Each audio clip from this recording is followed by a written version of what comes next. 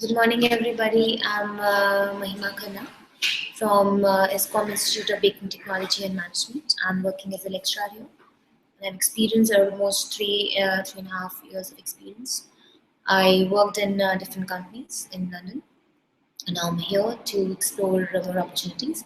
So I'm here to talk to you about baking industry in India, which is growing at a very fast pace, and I've seen huge growth in last 5 years since I came back. So I would like to share some of my point of view with you and for the students who are seeking opportunities in food industry. So this is the one of the industry in India which is a huge potential for as a food technologist as well as for entrepreneurs who can start up their own bakery industry and which have huge potential as well as huge subsidies in this industry. So I would like to say that in last 5 years, around more than in like biscuits, breads, and cakes, they have different growth. But in general, it's like 10 to 12% of growth every year. At this pace, it's growing. Especially breads and biscuits, they're growing at the rate of 10 to 15% per year, and especially bread and biscuits, which is huge players in India in organized sector. But our bakery products are majorly covered by unorganized sector, like small scale bakeries and tiny bakeries and home based bakeries, which we have. In organized sector, only 30%, which is covered by Britannia, Nestle, and big players. And these are the big players which are only 30%, and their main focus is innovation in bakery industry is incorporating nutrient value, that is fiber rich cookies or breads and multigrain breads, and then they have sugar free or sugarless products. So they are going into these innovations and increasing shelf life as well. And so all these they are focusing in all these things. And unorganized sector is not majorly. They are producing such products, but they are not majorly into all these things. But that's the main reason that we need to focus on, and that's why we have high potential of growth of the sector, and especially in unorganized sector. But in India, it's quite not scattered properly. So it is more, you can see in South India, especially in West Bengal, Andhra Pradesh, all these areas, they have high and huge production of biscuits and breads as compared to other parts of the country. So we are looking into that as well. And one more thing which has been growing in this field is frozen doughs and ready-to-eat foods in bakery products.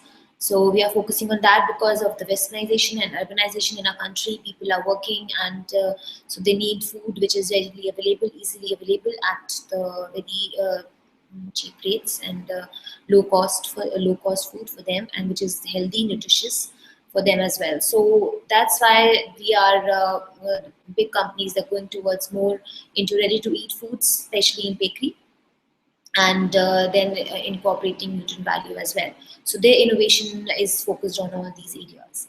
And more in these recent 5 years, and past 5 years, this was the luxury product for our country, these baked products. But now this is something very like kind of a staple food for us, because more than 55% of our population, rural population, is the bakery products is consumed by them, 55%.